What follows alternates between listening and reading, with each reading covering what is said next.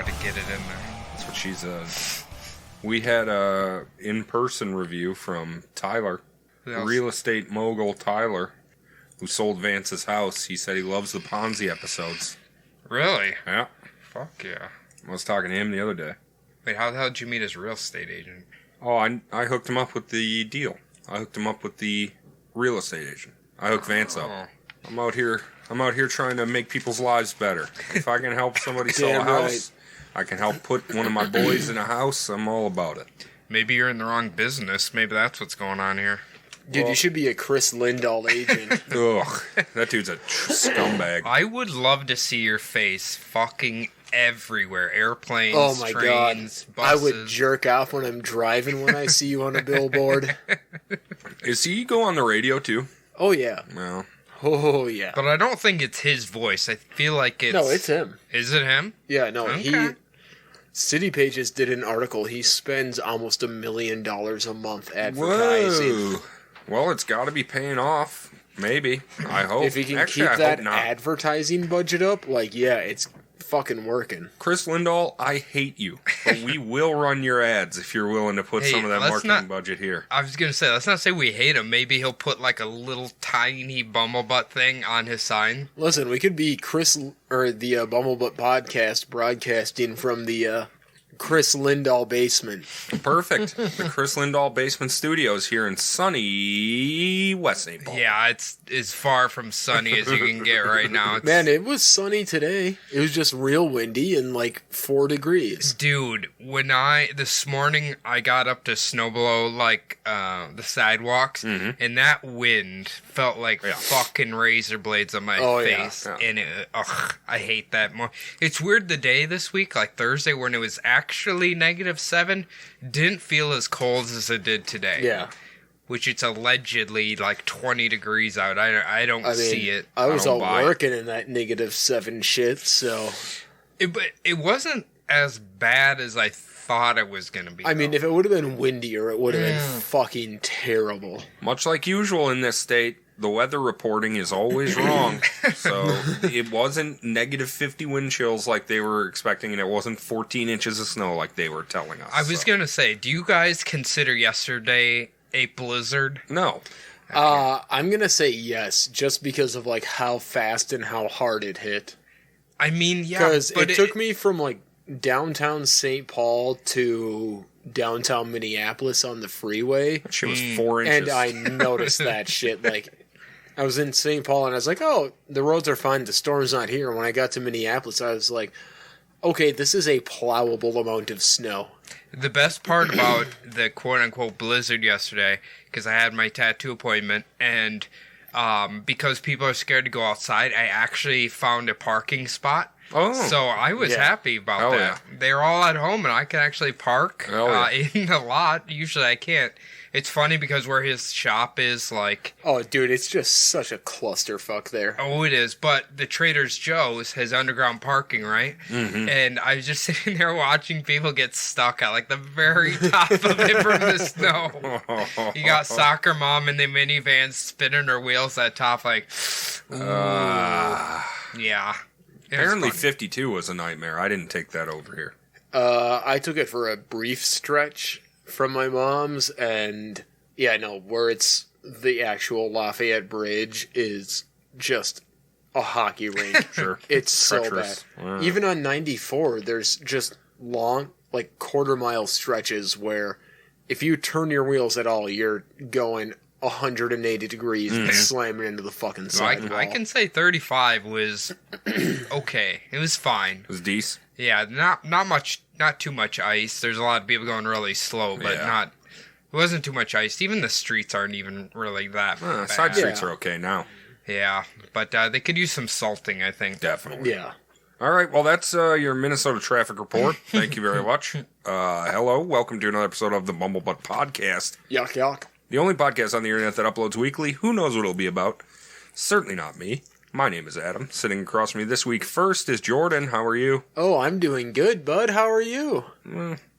I heard that you worked in the cold, but you didn't work today, eh?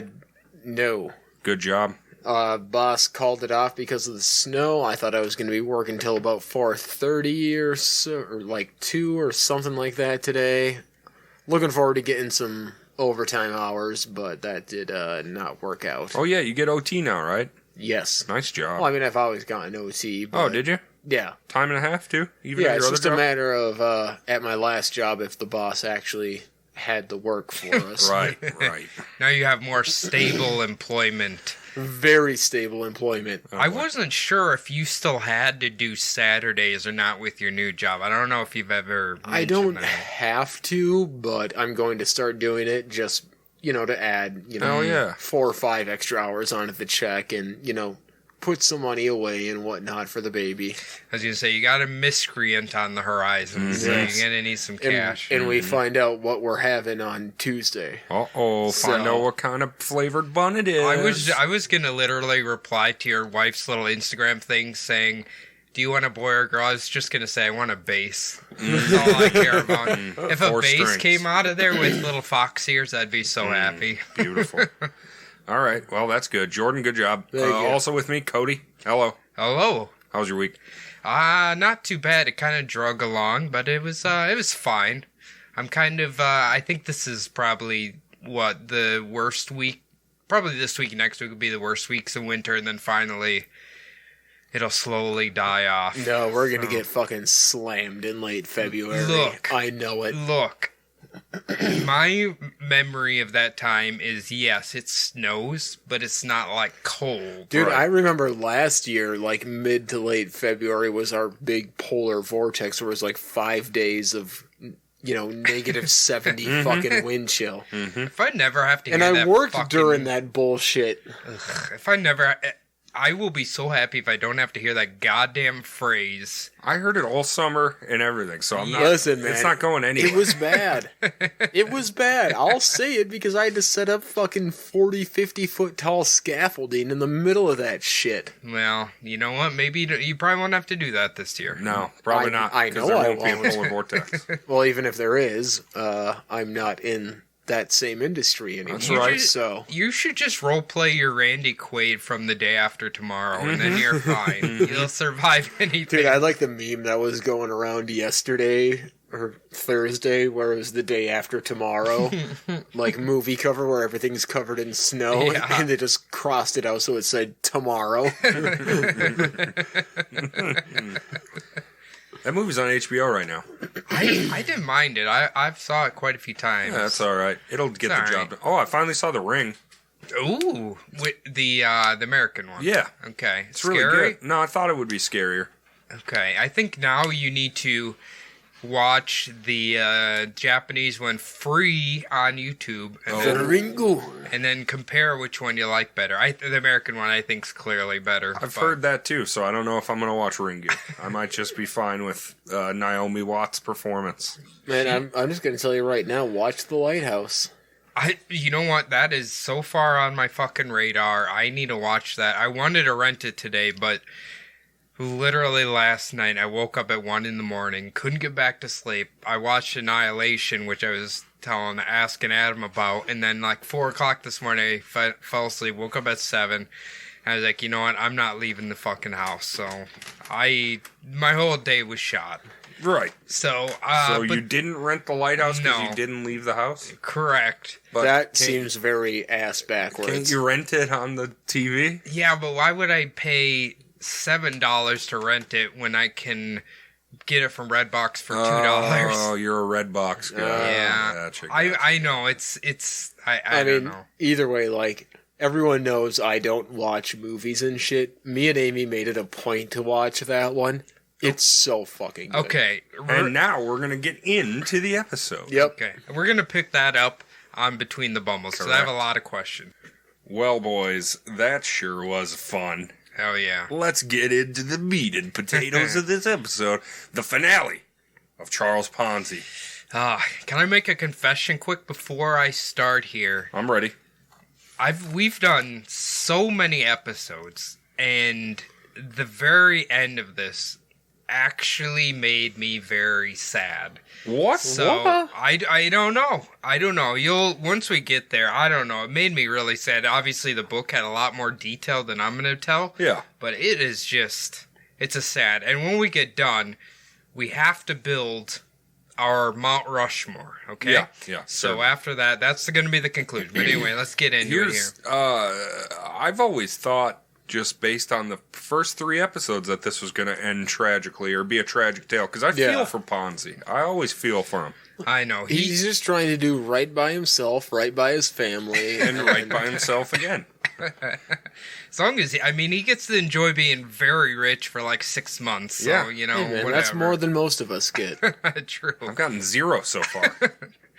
Now, as we spoke about last episode, how exactly did the furniture store owner Joseph Daniels start the downfall of Ponzi? Right. Well, as time passed, Joseph Daniels took notice of how successful Ponzi's business had become, and being that Daniels was ostensibly his first client, albeit unintentionally, Daniels figured Ponzi owed him big time, so Daniels filed a $1 million lawsuit claiming that he deserved half of the ownership of Security Exchange Company. Oh. So now obviously this lawsuit probably wasn't going to give Daniels $1 million, but what it did do was freeze up about $700,000 of Ponzi's funds. Holy shit. Which was really troublesome for Ponzi because he needed that money to pay back his investors. Oh, yeah. They get nervous real quick. Yeah.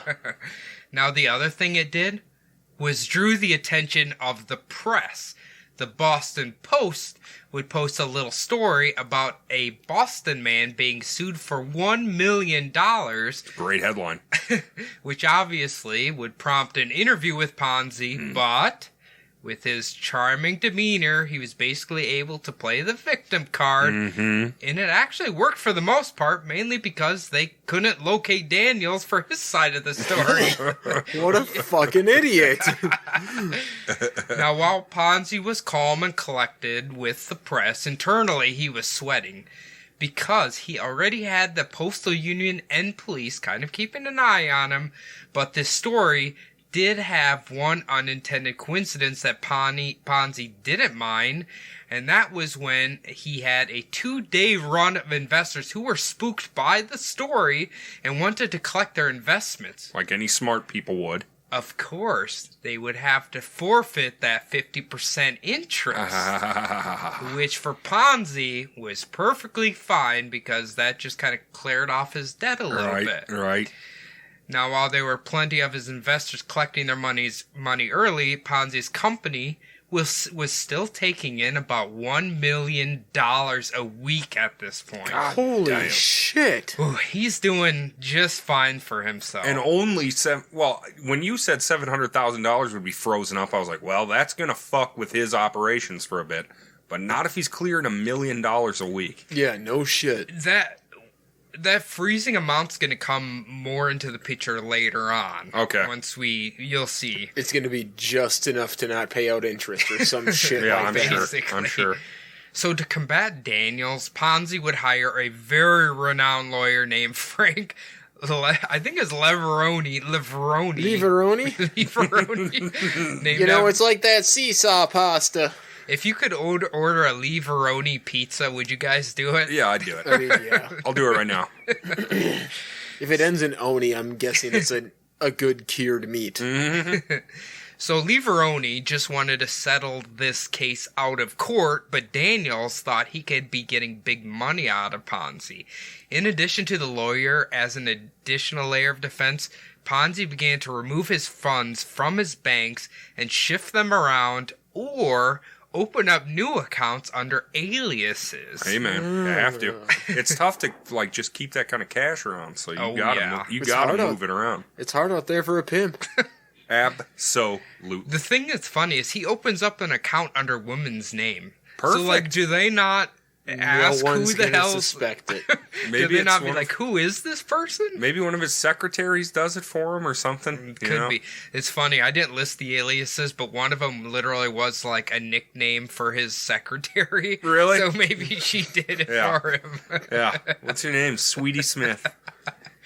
Another thing Ponzi realized is that he needed to either try to move Security Exchange Company into a legitimate business or come up with some new business ideas. Listen, I either got to go legit or I got to rip people off in new inventive ways. Now, his first idea was to get deeper into banking, perhaps invest more money into banks and try to gain complete control of them. Is that how banks work? I think so. Back then. Now, his plan was he would shift all of his deposits into one bank, raising the stock price and then causing the other bank's stock to fall. Yeah. Okay. Then he would purchase a bunch of stocks for the bank that had fell and shift his funds back into that bank to raise the stock price up again. Yeah, this is pretty stock standard manipulation. Stock manipulation. I feel like that's illegal, but it is. I could be wrong. Certainly federally illegal. 1920, is it illegal? I believe it is also. Would that be like insider trading? You're purposely tanking an industry to buy the pieces and get the controlling interest of the bank. You for sure knew. No, he stole this idea from the Ice King. Remember him? Oh, Right, he was doing that. Yes. So Ice King's on the Mount Rushmore. the second idea he had was to purchase a fleet of ships from the U.S. government. Because the Great War was now over. I want those battleships. E5, motherfucker. The U.S. had a fleet of ships that they were selling off. While the fleet was worth about $2 billion because they had no use for them, Ponzi figured he could buy them all for the discounted price of $200 million.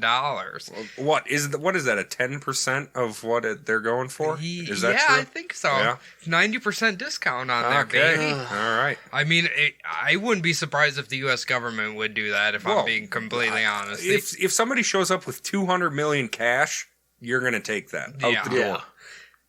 Now, his plan was to take said ships and travel around the world selling goods. His main idea was that one of his ships would pull into a port and draw merchants aboard to purchase items they were selling aboard the ship. That was I don't even know what you'd call that, but... Like a traveling ship caravan? Kind of, yeah. Man. The Merchant Marines? Is that a thing? Well, they're just like the people that served aboard merchant ships. Basically, my understanding of it was he would load the ship up with goods, pull into a port, people who were like business owners or whatever in whatever location they were stopping at would purchase them and then sell that in their stores. Right, so he would be like the wholesaler. Basically, He's like the Amazon of the sea. For some reason, all I could think about was the fucking guy from Waterworld. The guy from Sons of Anarchy who's selling all his goods on there. I love it. But obviously, there's one big problem. He didn't have $200 million yet. And that was going to take a little bit of time to build up. About 200 weeks. I mean, if you think about his growth, $1 million a week within, what are we at, like 5 months, 6 months here? So... another month or two might be $5 million. You're absolutely right. So that's growing really quick. Maybe he could get a loan for it too. I don't know. But anyway. Now, while the Post's first story didn't exactly hurt Ponzi in the least bit, it would draw the attention of a man named Richard, I hope it's Grozier. Yeah, that sounds right. Yeah. So, I'm going to tell a real quick synopsis of Richard Grozier here, real quick. Tell me a Richard Grozier story. So, remember how I told you about Edwin Grozier, who learned from, was it Pulitzer? Yes. Yes. So, he opened the Post. Now, Richard is his son. Okay. Now, his son is basically a complete fuck-up. There's like 4 chapters in the book strictly about how Edwin was trying to convince the deans of the colleges that Richard, who is failing all his studies, should stay in college. Because he wanted his son to be as successful as he is. Of course. So when Richard Grozier has a real big boner with Ponzi and destroying him, it's like his way of earning his father's good favor. That's what it's. So Ponzi is like his linchpin to proving to his father that he's not a complete waste of air or whatever. Like when Junior went to war with Saddam for Senior. Is he dead too? Who? Saddam Hussein Jr.? No, George Jr. Oh. God, you're a fool. Fucking A, Cody. I don't know. I figured Saddam had sons. Saddam's sons were named Uday and Qusay, and they were killed by us. Were they? Yeah. I heard they tortured a lot of people. They did. Is that true? Yeah. Okay. Yeah. That's what I'd always heard. Now, Richard was sent out some reporters who work for the Post to dig a little deeper into Ponzi and to find out if there was, in fact, something funny going on with his business. But as no surprise, this was going to take a lot of time to find out the truth. There was another big problem headed straight for Ponzi, and that was Governor Calvin Coolidge. Are you saying future President Calvin Coolidge? Correct. Now, after Coolidge had squashed the police strike of 1919, he set his aim at the financial corruption he believed was festering all around Massachusetts. So he appointed a man named Joseph C. Allen to be the new banking commissioner to take the lead because it seemed like the previous banking commissioner, Augustus L. Thorndike, would rather enjoy dinners and probably payouts from bankers than actually try to investigate them. Well, who wouldn't? I mean, they're bankers, you know? You gonna take me to fucking Manny's and give me 100 G's? Yeah, do whatever the fuck you want. Yes. So basically, you've just destroyed your chances of becoming the Minnesota banking commissioner, Jordan. Well, I'm not smart enough to be it in the first place, so You just have to take bribes and enjoy dinners. That's all it requires. And Well, not in that admit case, that I you just do. affirmed that I'm good at it. But you admitted it. You have to have candor, Jordan. So obviously, the name Charles Ponzi and Security Exchange Company rose some immediate red flags. There's some heat on those two properties right now. On July 15, 1920, Allen learned that Ponzi had purchased an abundant amount of stocks with Hanover Trust and figured, maybe we better talk to this guy. So they invited Ponzi to the State House to have a little meeting with him. So Joseph C. Allen and two assistant attorney generals named Albert Hurwitz and Edwin Abbott Jr. would all attend the meeting with Ponzi. So Ponzi dressed up in his snappy fashion and proceeded to the meeting with the utmost confidence. Hell yeah. He would detail for the men that he had simply been making money via the international reply coupons using fluctuating currencies to his advantage. Exactly. This isn't. I haven't done anything illegal, sir. The Postmaster General may try and make it sound as if I've done something illegal, but this is pretty on the up and up. It's funny. It's all about the game and how you play it. It's funny because they probably don't even know anything about these coupons, but they're like, that sounds fucking great. We can look into this. Yeah. Well, that's hey. It's like in baseball. You know how there's unwritten rules? Yeah. If they were so important to keeping everything moving, you should write down those rules then. Yep. You should make them real rules. What's my favorite unwritten rule? If you hit one of our hitters, we have to hit one of your hitters. Yeah. That's my blood favorite. for blood. Yeah. Yeah. Doesn't matter if it's next, that we have to hit them. Yeah. It's just, you're going to have to take it, buddy. Baseball players are idiots. They But are. they get paid a lot of money. Yes, they do. Was there someone who got a $4 million contract or $5 million contract? That is tiny for baseball. Yeah, that's very small. Is it really? Yeah. Holy Yeah. Bryce fuck. Dallas Harper just got $1 billion, million, trillion. No. Oh no, way. Bryce Harper's contract. It's not. So he signed. I can't remember who signed right after him, but topped him. But no, Bryce Harper's was. Oh, I think it was $434 million over 4 years, Jeez. guaranteed Yeah. every single penny. And then the dude who signed after him topped him by like $10 million a year guaranteed. It was like 5 something over 4. It was just insane. I was talking about this. Why is it basketball players and baseball players who probably are the least injured or have the least chance of being injured get paid so much, but football players and hockey players are like... Because there's no salary cap in baseball. Well, I mean, basketball, they pay them a lot, too. Man, those guys get hurt all the time for some reason. Yeah, basketball, like, there's injuries that happen. But I'm saying that's like... And they're all non-contact, so they're worse than you think they are. Like, they just take one wrong step on, like, a hard stop on something to try and fake someone out, and guess what? You're blowing out your ACL and your MCL. You know what I think would be a billion-dollar idea? To make non-squeaky shoes. I think that would draw in a larger audience if we could make non-squeaky shoes. I know, there's something nice about the squeaky shoes in basketball, I actually kind of like it. I'm not going to lie. It's like the skate sounds in hockey. Yeah, that's true. Now, while Ponzi was able to use his charisma to swoon the men, they informed him they would still be doing a formal investigation into a security exchange company.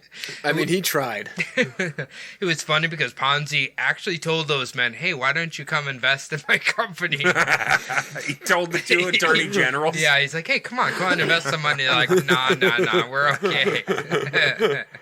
But anyway... They were going to investigate Ponzi's large bank accounts, mainly with Tremont Trust and Hanover Trust. So they would begin with sending banking examiners to look a little deeper into his accounts. Oh, no. Now, Tremont Trust vice president was Simon Swig, who we've mentioned in the first episode. Mm-hmm. Swig being the man who had effectively evicted Ponzi from his first office. Right. With the bank now being investigated, Swig wasn't really happy because he was so shady himself. On top of that, Ponzi claimed that Swig also just didn't like Italians. He said, he was of the opinion that a Jew was better than a Wop. I could not agree with him. In my own mind, nothing could be better than a Wop, except the two Wops. Jesus. I love that quote so much. It's so fucking funny. That's solid. So Swig would send Ponzi this letter. If what we have heard about your plan of business is true, then certainly we do not care to accept your deposits, no matter how large they may be. And even if reports are untrue, we do not care to accept future deposits because you have taken unfair advantage in using our name as you have. We therefore advise you that henceforth your deposits will not be accepted and you will favor us by closing your account. I don't think he likes Italian. I'm just going to say that. Mr. Swig prefers Jews to Wops. I think we can all agree there. Yep. And so Ponzi removed his $400,000 that he had with Tremont Trust, leaving $185,000 that was still frozen because of the lawsuit. Mm-hmm. Apparently that really pissed Swig off because he couldn't physically take that money because it was frozen. He's like, I can't cut ties with you completely. Yes. So Ponzi took his money to Hanover Trust, who weren't about to turn away that large of a deposit, even though they were being investigated themselves. And didn't he just buy controlling interest of Hanover Trust? He's got 40%. He's the board of, or was it director of the bank or something like that? Director of the board. He's got controlling share. Correct. Although they did request he put even more money as security against the examiners, so he gave them a 30-day certificate worth $1.5 million. Not with his goddamn IOUs again. It's funny because that's going to come up later in the story, and it's like this piece of paper to them is worth the $1.5 million for some reason. They believe it. I'm just like, okay. So with the extra heat, he also decided to hire a publicity man named William McMasters. So he hired a hype man. He hired the best. He hired Flava Flav. Exactly. William McMasters. I kind of wish my last name was McMasters. It's a sweet last name. That is a fucking sweet. It is a powerful name. Now, McMasters used to actually work for the Boston Post, and on July 24, 1920, seemed to get Ponzi the fluff piece that we heard in the very beginning of the saga. That was because of McMasters. Now, if you notice from part one, there was zero mention that Ponzi was being investigated. at least until the following day, when the July 25th edition of the Post published a very different story about Ponzi. Oh, no. This time, the main headline spoke of Ponzi's rival next door, Old Colony Foreign Exchange Company, and how the police had been called to investigate them. It also mentioned that Ponzi was in the middle of a federal investigation to see if there was any merit to his international reply coupon empire. Side note, in that exact same newspaper, there was a story all about Dr. Sergei Varnov talking about his success with implanting chimpanzee testicles in a human. Oh my god. That is sweet. Oh, fuck yeah. They actually put that in the book. I was like, holy fuck. That's connected to Dr. Brinkley. That's amazing. I can't believe we've got a crossover. We're all in the same cinematic universe. We seem to tread in the early 1900s quite a bit, so we probably get a lot of crossover. I think so. Now, in regards to his old rivals in Old Colony and the somewhat bad publicity, Ponzi thought if he could prove Old Colony was nothing more than simple crooks, it would turn the tides and make him look like the sword of justice, and earn him some sympathy in the public's eyes. Turn that table. That's very smart of him. Hell yeah. But, oh my gosh, just become the victim. I fought the crooks of Old Colony. I am the savior of Boston. Come to Securities Exchange. But the Post was far from done with Ponzi. The next day, they would talk to a man named Clarence Walker Barron, who was the father of financial journalism, asking him for some professional advice.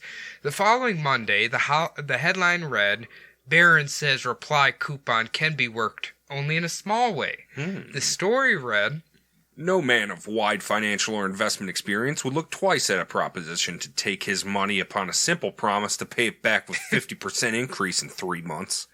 If Mr. Rockefeller, the richest man in the world, should offer even 50% for money and be found to be putting his own money into 5% bonds, there would be not much money offered to him by financial people.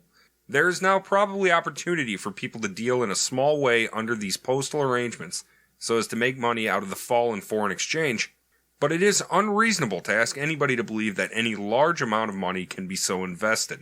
When a man gets money from the government without performing a service, it is just the same as when a man takes money from an individual without performing a service for that money. Is there anything more engaging than two financial people arguing with each other? Yes. Yeah.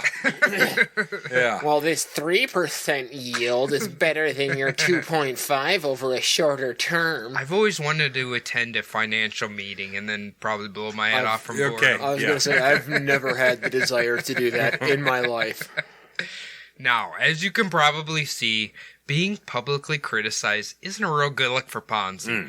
This entire thing could erupt at any moment. So, what was Ponzi's next move? Well, he decided to go on the offensive by contacting the Attorney General, wanting to set up an arrangement.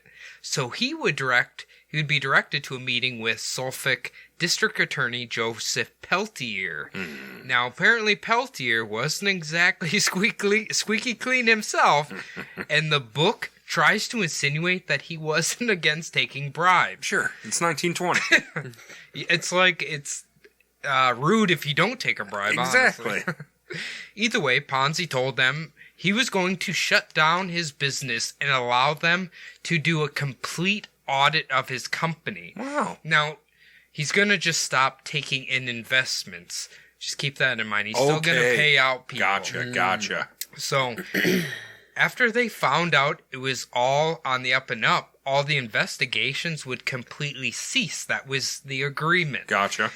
Now, because of the shutdown of Security Exchange Company, Ponzi knew it was going to cause a wave of people who would want their money back. But if they did that, they were going to forfeit their 50% interest, which again, in Ponzi's mind, was only going to help his debts. So he did some calculations. At this point, he had about $8 million. With the 50% interest, he owed about $15 million. He needed about $7 million to pass the audit. Hey, no problem. This guy, when he has fucking come up with, when he needed 10,000, he's come up with 10,000. When he needed 200, he's come up with 200. I have no problem believing he'll come up with this 7. So right now, you think he's going to pull it off? I think he's going to pass this audit. Now, he was expecting he would lose roughly $4 million from investors, but that would mean he would still need about $3 million to cover. But he had a plan. Being that he was the majority owner at the Hanover Trust, he had access to their vaults. Oh my goodness. On any given day, Hanover Trust had about $5 million in cash in said vault. Oh my God. So he figured that if he was to borrow that $5 million and have it with his assets in Security Exchange Company, it would appear as if he could cover the money owed to investors. After passing the audit, he could just return the $5 million to Hanover Trust vault. Yeah. So I'm just taking this big ass bag of money. Don't worry, I'm bringing it back tomorrow. We're gonna learn here. At this time, they still had like $10,000 bills, right? For interbank trading, right? So that's not gonna look like that much money potentially. Right. So like a little wad of money would be $5 million. So either way, it was going to be a hell of a gamble to pull it off. But really, what else could he do at this point? He just needed the government off his back, and then he could get into a legitimate business. Oh, yeah. Yeah. Sure you will, just get over this little thing here. Like all addicts. Just need one more hit, and then I'll be fine. Now, the following day, as you can imagine, it was pretty much chaos outside of his firm. Ironically, the police had basically been standing guard on the street where his business was located, herding the crowd, but after the news of the shutdown, they were nowhere to be found. Whoa. So Ponzi's Pinkertons were basically the only security. Oh. But that was not the worst thing to happen. After finding out he was shutting down Security Exchange Company, a man named Alton Parker and his lawyer had filed a junction to shut down his business completely because Parker's $500 investment was 2 days from maturing. Oh. What an asshole. Now, Ponzi was trying to locate this Parker fellow to just give him the $750 and shut the whole case down before it could cause any more trouble. Yeah. And by the grace of God, Parker just so happened to stumble into his office that day. I want my $750, you son of a bitch. So Ponzi just gave him the money and had him sign an affidavit. He was lucky to have averted this problem over such a measly amount of money compared to how much he had. Give up that $750. It's not going to help. Here, let me dig in my pockets. Here, take my scraps, you dumb fuck. Now, with the chaos outside of his office, it didn't really reach a violent end, thankfully. But a group of men did end up smashing through a glass door, then proceeded to harass the teller, demanding their money. Well, why would you harass the teller? They're just there doing their job. They don't know what's going on. You know what? It's 1920s. They don't care. I don't think they really respect. Well, I still see it nowadays. Like, the other day, there was some dude, like, I stopped at a Holiday to get, like, a pop and shit on my way home from work, and some guy had, like, his Cub Rewards card for a gas discount, and it was 80 cents. Oh, my God. That he would have saved on his fill-up. And, like, his Cub Reward card didn't work or something. And he was just, like, going off on this person at the counter, like, well, there's a reason I shop at Cub and I get my gas here. This is 80 cents. Are you going to reimburse it now? And I was like, it's 80 cents, dude. I know. Just walk away. Chill the fuck out. No. In those cases, I don't think it's about the money. I think it's about them believing somebody is taking advantage of them. Yeah. They were wrong. Strictly all it is. Either way, fucking idiot. Like, it took a lot of self-control to not just, like, grab that 78-year-old man by his fucking collar and throw him out and tell him to leave them the fuck alone because they're an hourly employee at a fucking gas station. What are they going to do about it? Well, technically, he was probably a Vietnam vet, and he bought sex workers for 80 cents in Vietnam, and he thinks it's worth a fortune now. Well, I mean, that's true. Kick him out to his brand new fucking Volvo. If I was you, I would have delivered a tombstone pile driver on him right in the middle of a holiday store. Oh, fuck yeah. At least a stunner. And then she would have got me mad. And then she would have gave you his 80 cents. Yes, and an applause. Yes. Now, the commissioner of banking had a feeling that Ponzi didn't actually have the funds to pay back all the investors wanting their funds, and in turn, it could cause a huge problem. For example, if too many people demanded their money back and cashed it at the bank, and say Ponzi's funds had ran out, the bank would probably take it out of their reserves, and taking too much out of their reserves would cause the banks around Boston to begin to collapse. Yep. So the commissioner demanded that the Hanover Trust Bank make a detailed report of withdrawals and deposits involving Ponzi every single day. So that was a serious problem. A run of the bank. If you a run of the bank could actually collapse an entire banking system. I know. I don't think it's set up like that now, but is it? Yeah. I mean, just like phone lines, there's only so many. Like, if everybody tries calling at once, it's just going to get a busy signal. And it's just like with banking. If everybody tries to get their money, it just doesn't exist. All that money doesn't actually exist. I was thinking, when I was reading this, I was like, Jesus, it is such a delicate flux around this time, and, there's a lot of people asking for a lot of fucking money back right now. Yeah. So Ponzi claimed that the first day he would pay out around $1 million, which some believe was actually closer to about $200,000. The second day, he would pay back about $500,000 to $750,000. Wow. Now, while yes, this sounds like Ponzi is slowly dying, you'd be shocked that plenty of people were still standing with Ponzi. I think they were attracted to the rags to rich side of Ponzi that really spoke to the general public at the time, especially the immigrants. Oh, yeah. God, yeah. So they're just this guy is our savior. He's an immigrant who came from nothing. He's got the Rolodex automatic limo. Right. Or whatever the fuck it's called. Fancy suits. Yeah, you're going to look up to him. Even today, are we going to cheer for somebody who, made something of themselves, or are we going to side with the bankers and the government? Bloomberg? We're not. I'm not going to side with Governor Bloomberg. Quit with those commercials. Yeah. I don't care what party it is, but he's just like a rich guy. We don't need any more just rich guys. Yeah. I just love that he says that he goes by Mike. It's like, come on, you've been Michael your whole life, I'm sure. No, he's been Mr. Bloomberg. Yeah, okay. Although I will say, I've actually looked into him, he was fired from his job at 39 and then built himself from there. So, that is actually kind of cool. But at the same time, it's there's probably some cheating and some fucking scheming along the way. And he had a 39-year safety net. Yes. Of billionaire safety net. Yeah, so. Exactly. But still. I don't know. Maybe just because we're peons. I don't trust rich people. I'm sorry. Not at all. Don't trust them. How do you think they got there? By fucking over peons like us. That's how. Yeah, fucking people over in, the super fancy parts of Mendota Heights where your houses are going to cost $750,000 and I deliver you a $110 goddamn Pizza Hut order and you tip me $2. Yeah. Yeah, I'll never understand that one. Me neither. Man, we ordered Papa John's last night and, me and Amy aren't rich, but guess what? It was a $30 order. I tipped the motherfucker $12. You know what? I was at the St. Paul Grill. It's the first time I've ate there at night.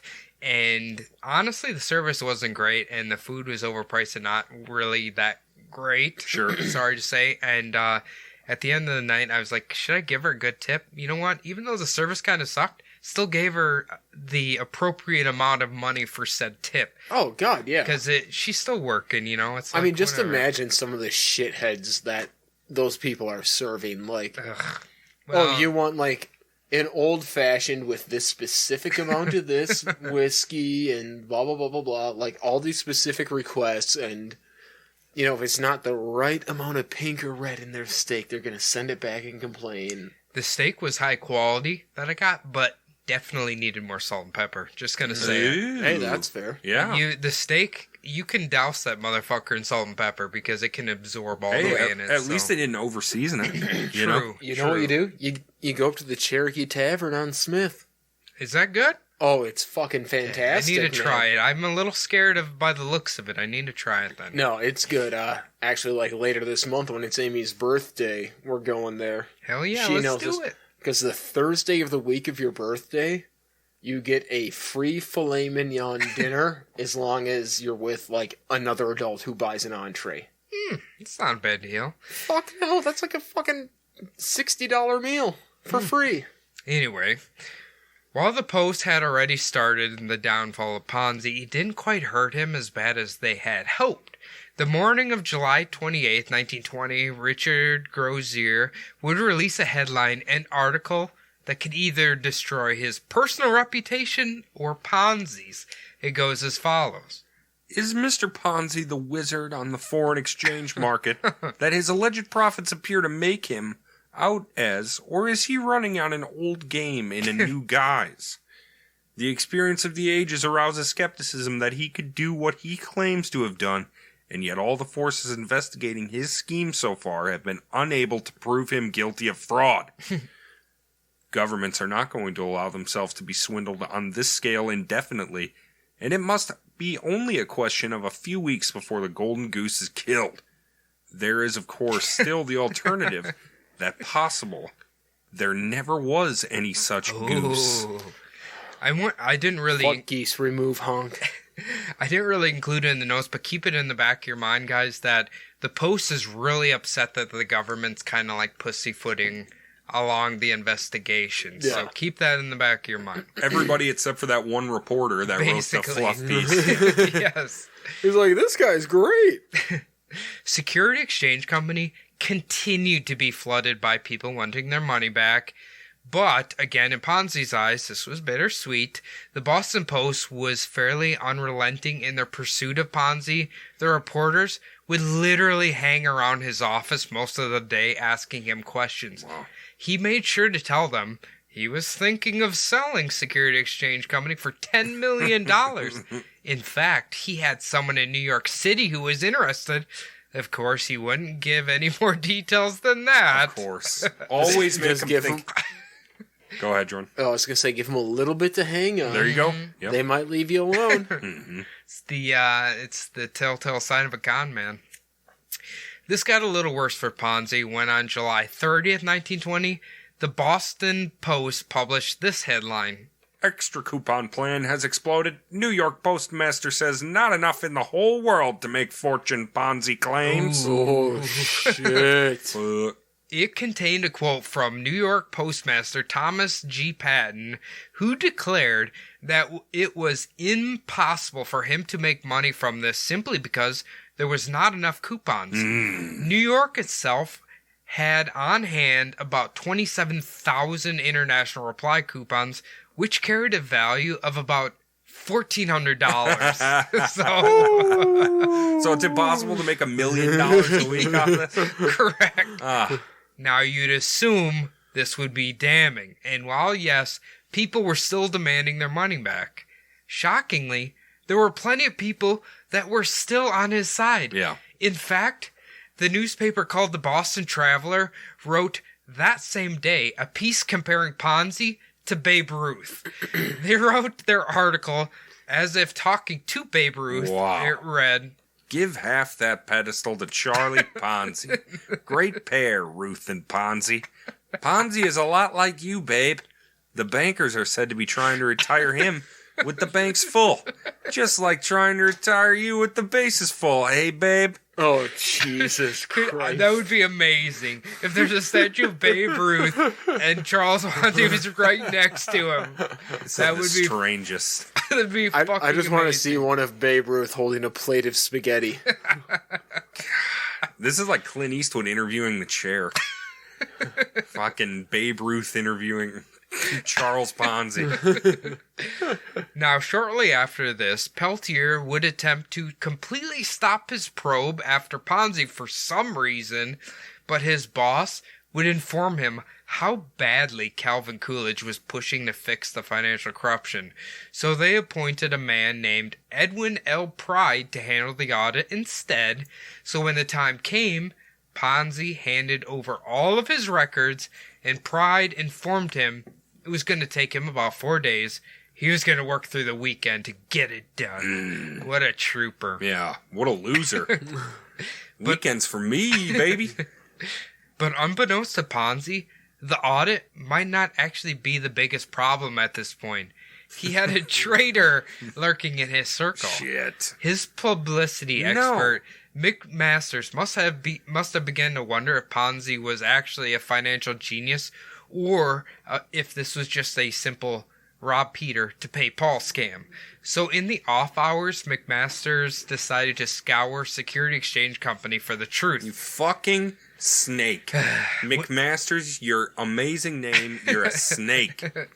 When he found it, he offered to sell the truth to Richard Grozier at the Boston Post for $5,000. So on August 2nd, 1920, the headline read, Ponzi is now hopelessly insolvent. Publicity expert employed by Wizard says he has not sufficient funds to meet his notes. States he has sent no money to Europe nor received money from Europe recently. Oh my god. Now, in the story, McMasters estimated that Ponzi was about $2 million in debt at this point. You don't even know the half of it, McMasters. So, I'll tell you what, take that estimate and like quadruple it. That's how far I am right now, sir. You fool, making me look better than I am. Now, what little faith Ponzi had managed to restore with his investors was basically completely decimated after this news story. Oh, yeah. A huge line would form outside of Security Exchange Company, with people now freaking out and wanting their money back. One lady had to wait so long, she fainted from exhaustion. Oh my god, standing on my feet is exhausting work. I bet she was an attention seeker. Probably. Bit. Oh Lord. Yeah. Did she have her servants with like a fainting couch to rush underneath her? She wanted to get in the Boston Post. Smartly or not, people were purchasing the Security Exchange Company slips from people waiting in line for their refunds at sometimes as low as a 90% discount. They're all idiots. Such as one man named Ricardo Boni, who told his wife she could bet her shoes on this was a good investment. Ricardo would end up purchasing about $7,000 worth of these slips, and he could have just waited in line and honestly made a good amount of money, but he got a little greedy and said he had complete faith in Ponzi. Idiot. And decided to wait for the slips to mature. Idiot. Just cash out. Oh, god damn it. Now, Ponzi, being a man with always having something to say, had a little retort for what McMasters had told the Post. He said, As far as being insolvent, I absolutely deny the allegation. People have admired me for my nerve, my smile, which has become so well known through cartoons and photographs, is prompted by a clear conscience. A run does not affect my serenity, because I have the money to back it. Let me tell you this. I'm going to meet all of my outstanding obligations and meet them with fund which I have in banks right here in Boston.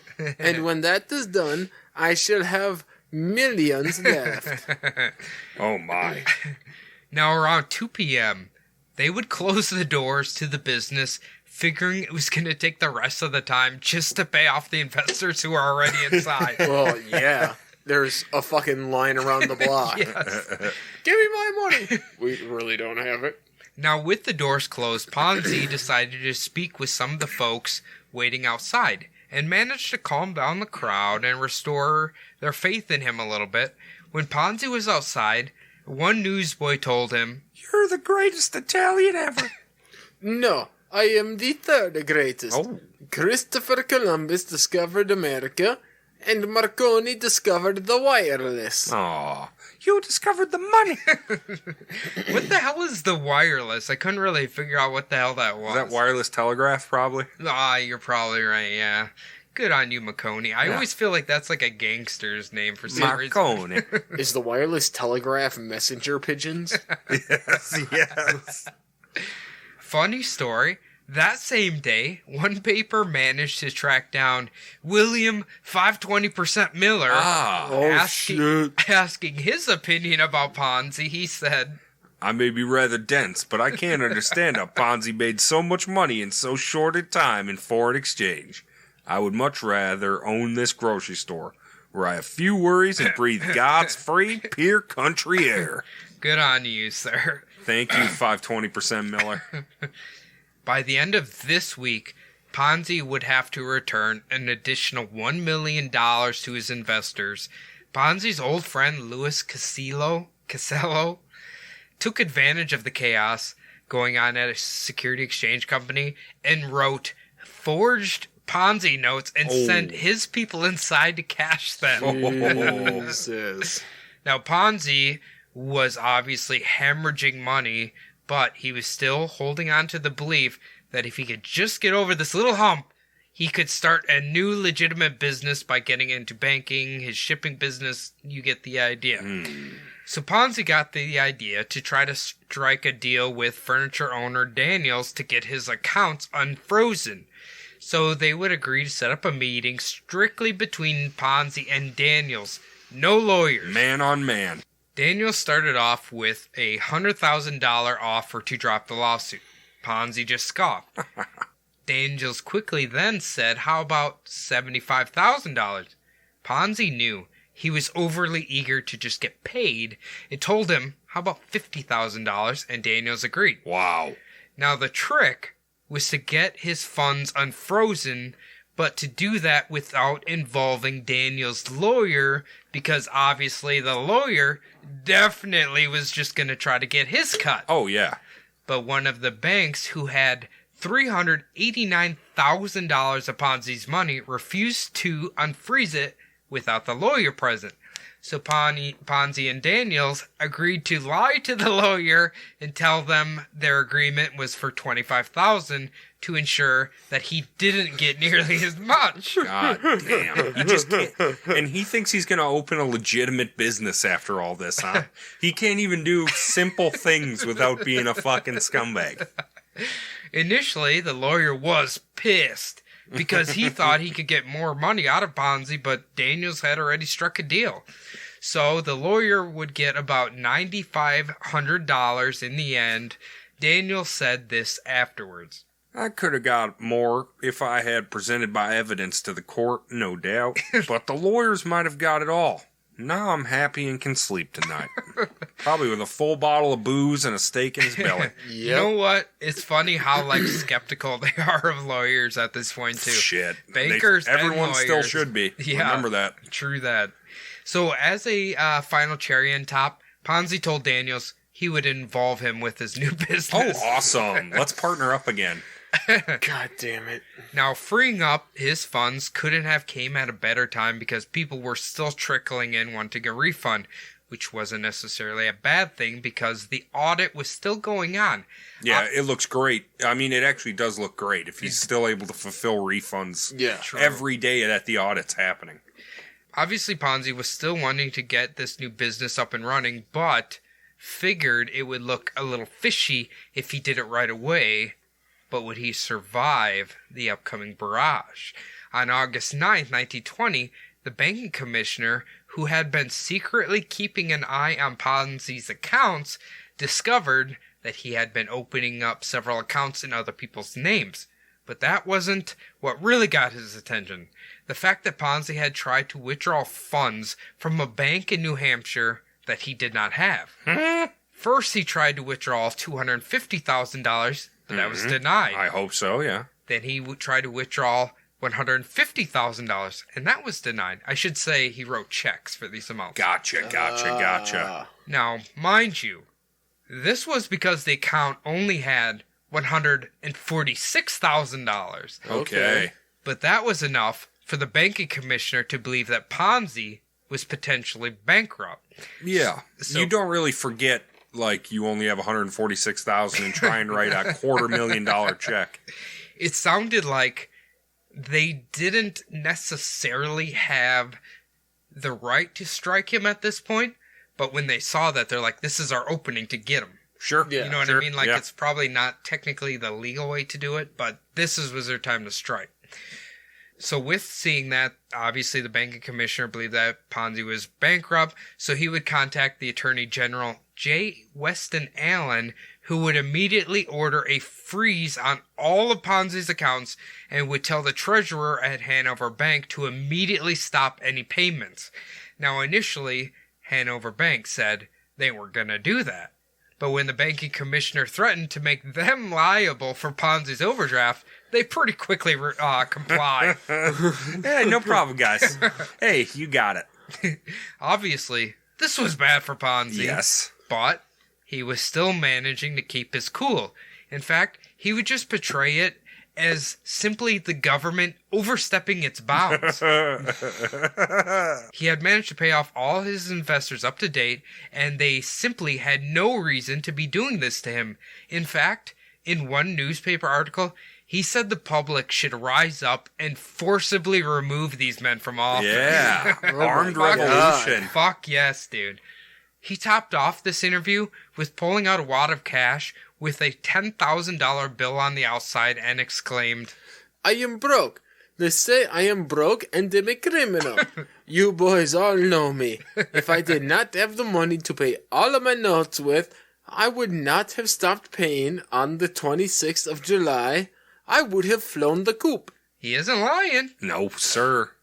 So shortly after this, Hanover Bank had estimated Ponzi overdrew his accounts by about $441,778, but he did have the $1.5 million certificate of deposit that they would just take the $441,778 out of, but the trouble certainly isn't over yet. Right, he had to put down that $1.5 million in insurance, basically. I didn't really understand how they were doing this. If they have a sheet of paper and they're just making subtract this amount from it, how is that legitimate money? It's just a ledger. Yeah, it's all theoretical money. Yeah, that's all money is. I'm just what the fuck is going on? Yeah. But anyway. Weird. Money's just an artificial fucking man-made construct.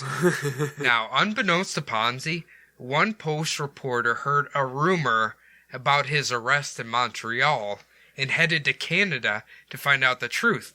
And it didn't take him too long to connect that Charles Ponzi, or Charles Bianchi of Banco Zarossi, was actually Charles Ponzi. Yeah, it's a pretty it's not a hard leap to make there.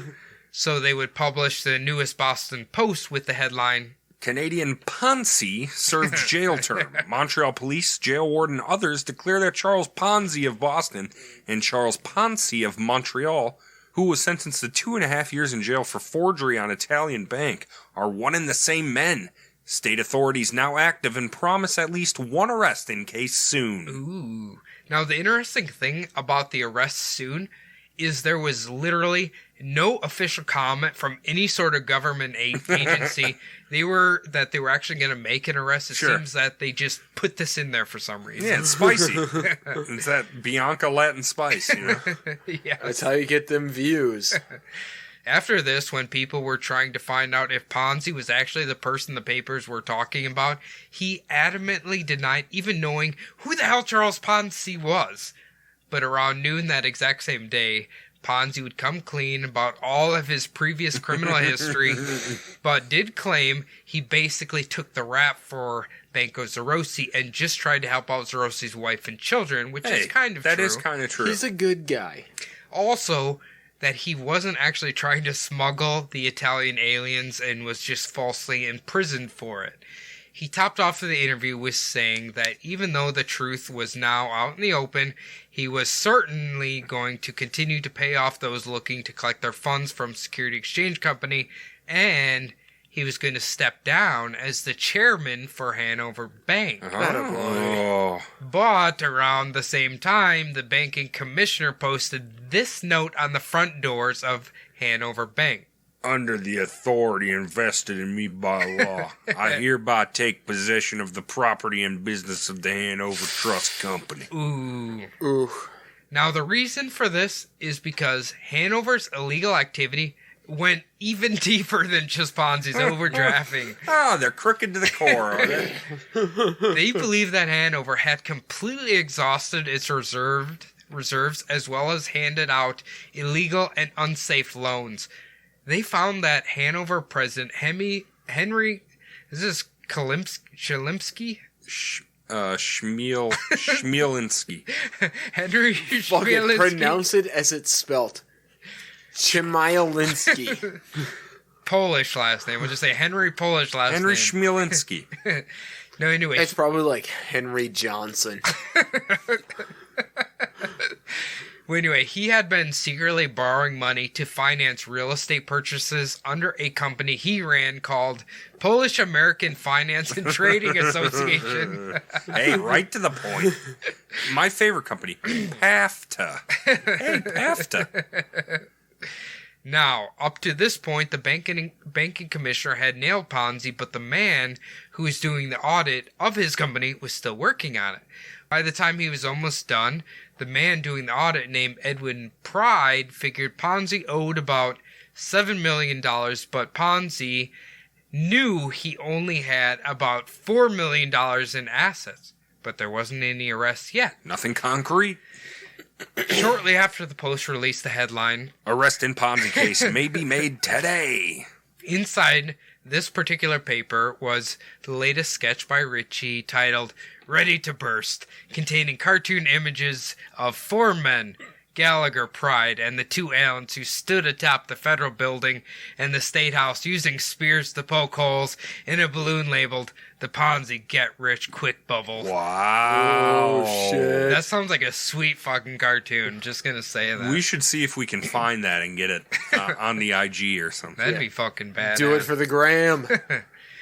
So knowing what was about to happen next, Ponzi gathered his lawyer and headed for federal prosecutor Dan Gallagher's office to work out a deal in turning himself in.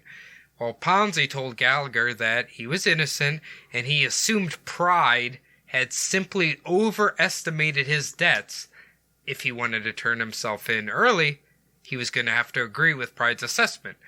With that, Gallagher took him to the U.S. Marshal's office, and they quickly wrote up an arrest warrant for using the mail to defraud. I have a hunch this is going to be the smart move on his part. Yes. You will think that. Uh-oh. For now, go ahead and think that. Now, he had only mailed people asking to collect their money, so the charge was almost comical in the grand scheme of things. Sure.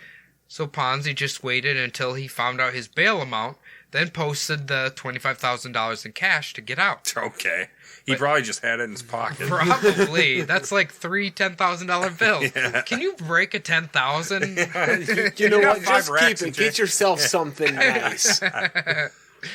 But not too long after just getting out of jail, he was approached by two police officers collecting a warrant on 3 charges of larceny issued by Attorney General Allen.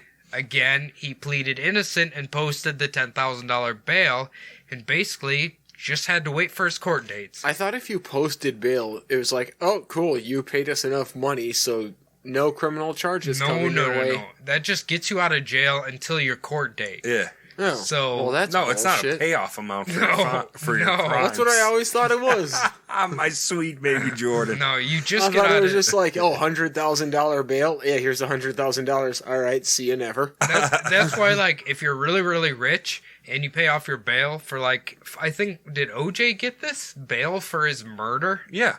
And, like, he just was roaming around until the court date, and then he would have to go to jail or whatever. So bail just means you're not in jail waiting your court date. Yeah. Well, some of those amounts seem excessive. Yeah. Oh, yeah. Now, the following day, the Boston Post had the headline, Ponzi arrested. Admitted now he cannot pay $3 million short. So, because of this headline, for some reason, the bail bondsman decided to revoke the $25,000 that Ponzi had posted, so he was arrested again. He literally gave him the $25,000. Yep. You can't just What do? Be like, hey, Ponzi, here's your $25,000 back? You can revoke a bond. Yeah, you can absolutely revoke a bond. If you think somebody's a flight risk and they're not going to pay it, you can revoke that. No, but he already paid $25,000. No. A Bonson. We thought that he paid it personally, but apparently he paid a Bonson. Oh, gotcha. Yeah. So he paid 10% of it. Exactly. So after this, they wouldn't post another bail amount because 1, the state would just draw up more charges, and 2, they would just make the bail so high he couldn't even afford it anyway. Sure. So they're just holding him without bail. More or less. So Ponzi would have to spend the next 3 months in East Cambridge jail awaiting his federal court date. Gross. In the meantime, they had located all of the people Ponzi had mailed letters to. Mind you, he was just informing them that their funds had matured. Yeah, it doesn't sound like a crime. But apparently, to tell people to come get their money. Apparently that is still illegal. Okay. What? Apparently at this time it is. So because of this, he was being charged with 86 separate charges of mail fraud. Now Ponzi's lawyer told him he should make a guilty plea for 1 of the 86 charges of mail fraud. If he did this, they would only charge him for 1 and drop the other ones. So Ponzi would be sentenced to serve 5 years, probably end up serving about 20 months, and afterwards the state was probably going to leave him alone. Yeah, well, all of these probablys never work out in his favor, usually. His lawyer told him that after a federal charge, the state had never recharged after that. Okay. According to his lawyer, and his lawyer He said, once the feds get you, the state's not going to hang you for the same thing. Correct. His lawyer is... an idiot? Very corrupt. Okay. So he's helped very, very, very corrupt men get out of trouble, so he's good. He's a very good lawyer.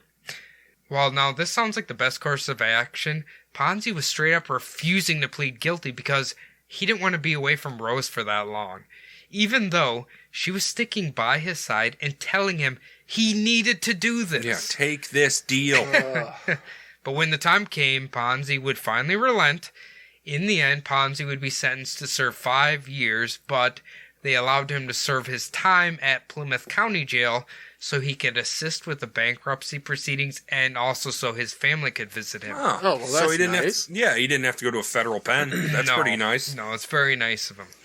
After this, some of Ponzi's top agents were also arrested and charged. Louis Casillo would make a clean escape after stealing even a little bit more money from the security exchange company. They said they never found him. He just made off.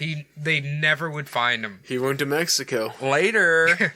In the aftermath of Hanover Trust closure, the other banks Ponzi used followed suit.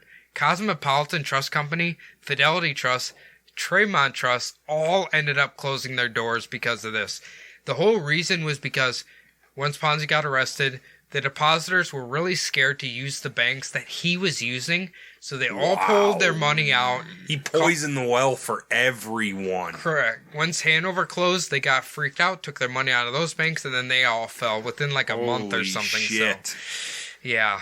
1 year after Ponzi's arrest, his lawyer, Dan Coakley, and the Suffolk County District Attorney, I think his was Peltier, both had their long-tenured sexual extortion scheme exposed and were both disbarred. Fucking what? I don't even know what that is. Like, were they fucking each other in lieu of bribes? I'm assuming they were like telling people they would help them if they offered them sexual things. I don't know. I didn't really go into detail. It just said sexual extortion scheme. I don't know what that means. So defense attorney and district attorney, it sounds like they were teaming up to like sexually extort people together. Correct. They were. In order to not send people to prison. Yes. So it's like, if you let us run a train on you, turn you into a little spit roast pig, then maybe you won't go to prison. You ever had 5 guys cream pie you in a night? Well, there's only 2 of them. Yeah, but just a lawyer and a DA. All right, 2.5 guys cream pie you in a night? You remember when I said Peltier was corrupt? He was the other guy in here, I'm pretty sure. So that's funny. It's fucked up. You know what's funny, too? What? I went to school with a kid named Pat Peltier, and now that's all I can think of. Shout out Pat Peltier. Amy and I went to school with someone whose last name was Peltier. Maybe they're related to this guy. Probably. Now, while still serving his time in federal prison in 1922, the state of Massachusetts moved forward with their own charges for Ponzi, which included 6 charges of larceny, 5 charges of being an accessory before the fact of larceny, and 1 charge for conspiracy to commit larceny. Thanks, lawyer. But after the trial, the jury would find him not guilty on all the charges. Wow.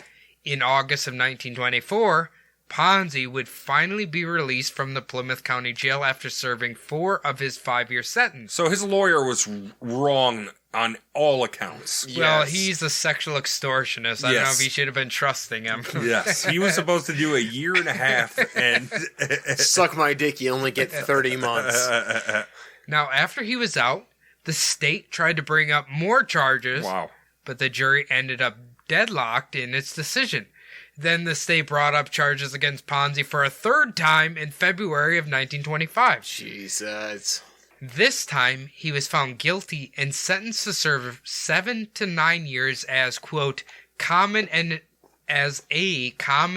notorious thief. I guess that's a charge. He's pretty uncommon. Is that a charge, though? Well, I think it's supposed to be insulting. I guess. You are nothing but a common and notorious thief. But he would remain free on bail because the sentence had to stay until Ponzi had made his appeal. Gotcha. So if he never makes an appeal, I'm assuming he has to make one. I'm assuming he has a deadline of some kind. Sure, but if you're not in the state anymore or the country, then it would be tough to make your appeal. That's going to come up in a minute here. Okay. So he and Rose headed for Florida to try to get into the land boom. Uh-huh. So he would start the, I think it's Charpon Land Syndicate? Charpon Land Syndicate. Charpon Land Syndicate, claiming his name was Charles Borelli. This time, he was promising his investors 200% in 45 days. That's too much. Oh, god damn it, Charlie. Fucking Chuck. His plan was to take the money and sell 10 million tiny plats of land around Jacksonville. Florida quickly revealed who he was and shut down his operation and arrested him. Yeah. Ponzi avoided the charges of land fraud, but was sentenced to 1 year for violating Florida security laws, but again was released pending appeals. So he's pending appeals in 2 states now. Correct. Just never appeal, you're fine. That's what I'm getting out of this. No, you have to appeal, or you have to want to appeal, then they'll let you out. I didn't really understand I want to appeal, that. I just don't have the time for it. Yeah, I'm busy with now. some land investments. Yeah. Like Adam mentioned, this whole time, Massachusetts still wanted him to serve their sentence to 7 to 9 years. Yeah, he's supposed to be preparing his appeal right now. So Ponzi would flee, and even would set up a fake suicide in Jacksonville by leaving his clothing and goods on a bench with an apology note to his wife and friends. What? He just left it there with like a suicide note. Right, but what did they think? He got raptured or something and just left his clothing and goods on? God took me home. I guess he just got naked and went off and killed himself, apparently. He left his shoes on the bench like he was I'm gonna hang myself by the dick. That's what it said. He just left all his shit there and like took off to make it look like he killed himself naked, I guess. All right. Now, there was only one problem.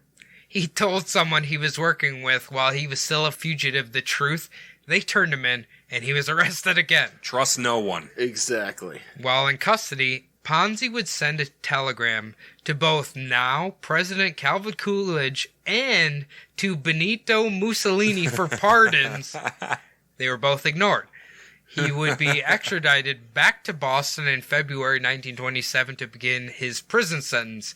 In 1930, Ponzi would request a pardon on the grounds that his mother was dying in Italy, but they would deny his request.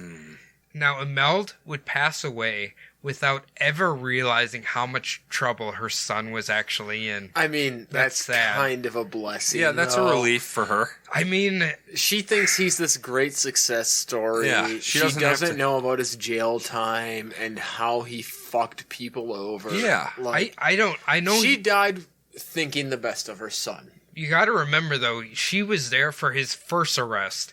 But his arrest after he got out, she was already back in Italy. I just feel bad because his mother was so important to him. Yeah. And also he like built this life up basically to like impress her, and not being able to like say goodbye when she's on her deathbed is just really sad to me. Yeah. So it is sad. It is sad. So but let's try and choke that down and remember how many people's lives he ruined. That's a very good point. All right. Now, Ponzi would be released in February of 1934, but the U.S. wasn't quite done with him yet.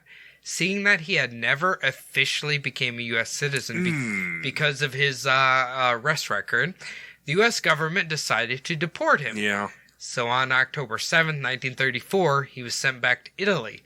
His beloved Rose could not follow him because all of her family was still in Boston, and about 2 years later, Rose would have to divorce him. Yeah. Why couldn't she go to Italy? Because all of her family was still in Boston, and she must have had to take care of him and didn't want to abandon him.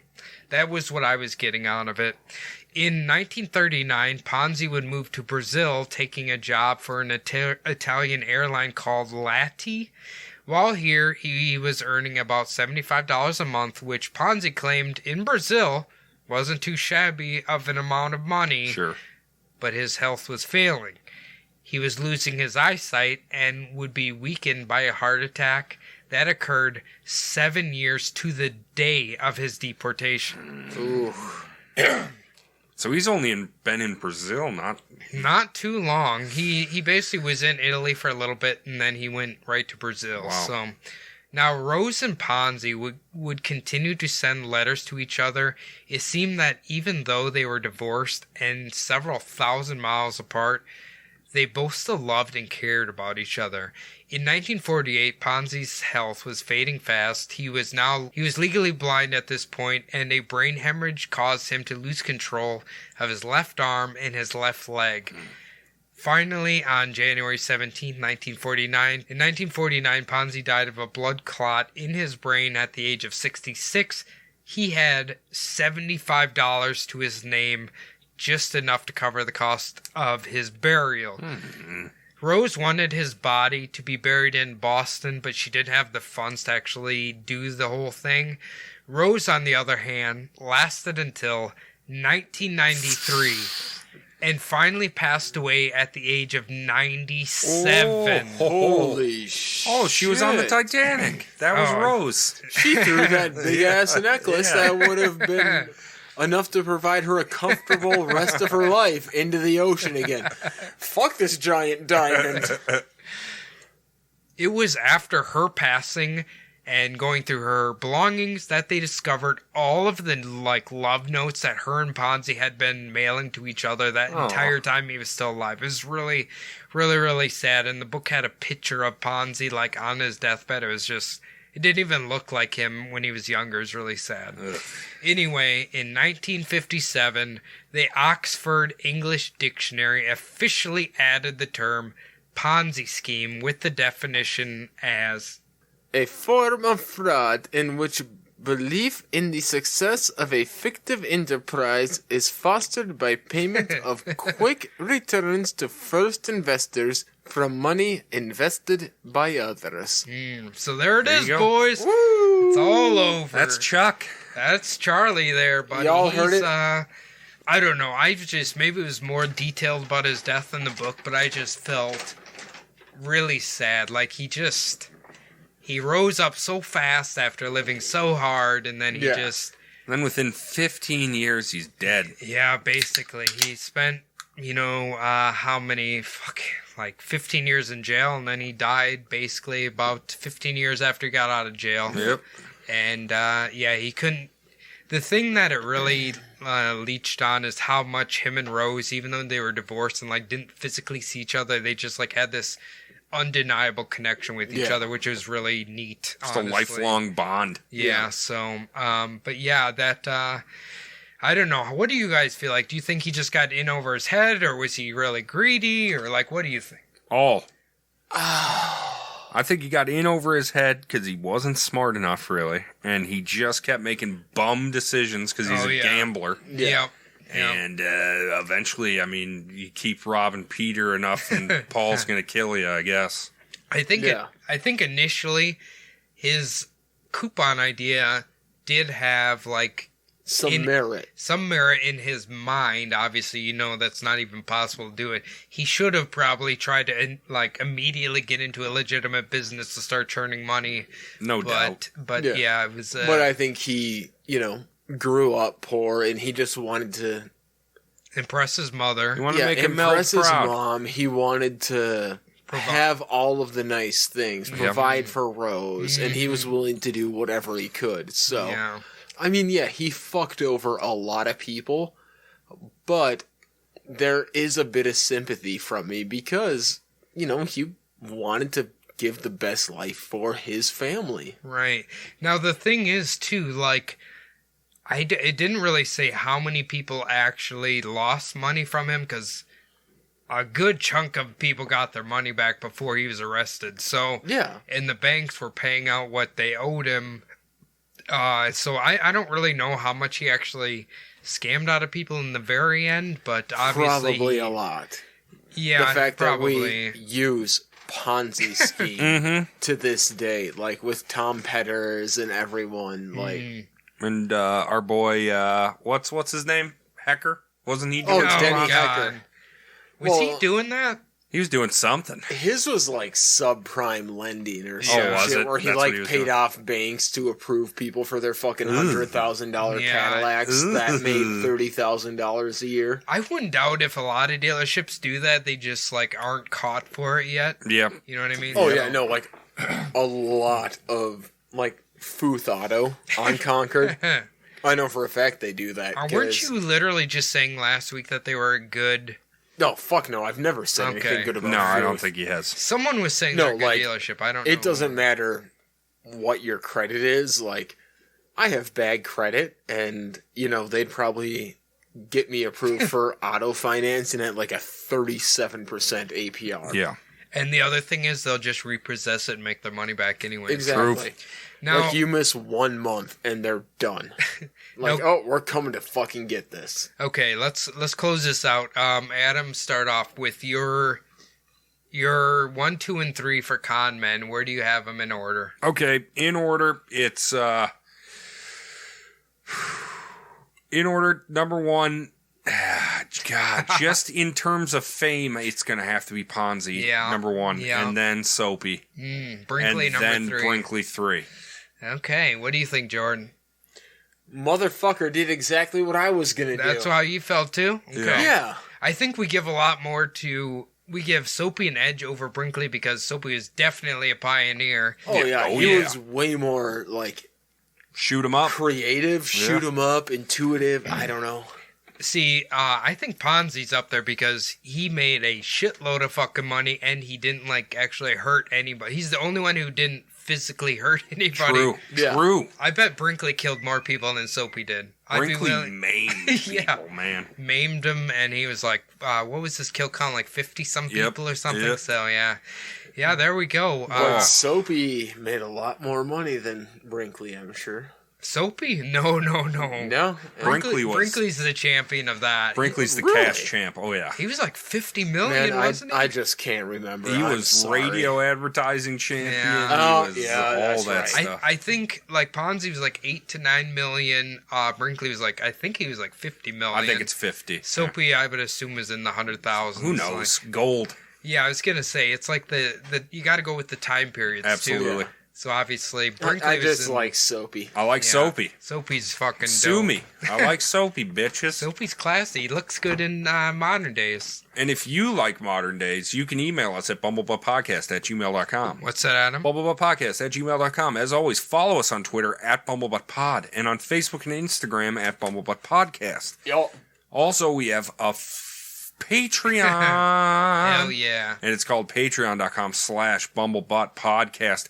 Go there. Brand new prints apparently about to be unveiled very soon for the $15 Bowling for Satan tier donors. So if you want in there, get in on there. They will. You can also donate more than $15 if you feel so inclined, and you will get that as well. Now, this time, for those who are receiving the prints or interested in the prints, I made sure to get them on a postcard.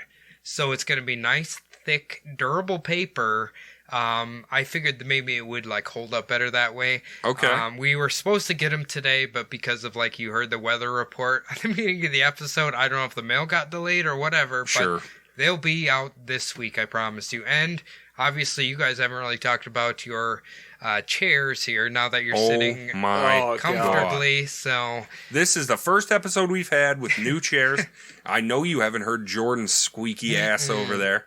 And also, you haven't heard my back being upset about not having something to lean against. Adam falling backwards and knocking foam off the wall. Oh, yeah, no, that hasn't all I've been happened doing, like this entire episode, is what I'm doing now. I'm just swiveling back and forth. I'll tell you, that Patreon money has come in a lot of handy. Hell yeah. And we definitely have other shit we need to buy. Oh, yes. Thank you guys so fucking much. It's obviously you can see how grateful these guys are, so thank you very much. It makes things so much easier when we can have the equipment we need. Well, I mean, not even that. It's just the fact that people care enough to give us money for this. Nah, fuck that.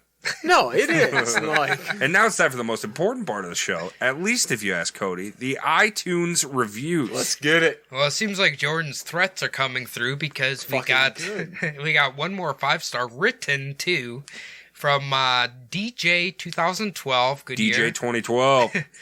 So far, so good. Hey guys, I'm loving the podcast so far. I'm here after hearing the crossover episodes with Creeper Real, so I'm a noob. Hey, welcome, DJ. I'll say that crossover we just did with them. Check it out. It's fucking amazing. They just put that up, too. Yeah. Yeah, you'll laugh your ass off, I promise. You'll laugh your ass off, I promise you. You'll find out what Secret of the Nymph is. I've only scratched the surface of your backlog, but I'll be caught up in no time. Thanks for the awesome stories and awkward laughs.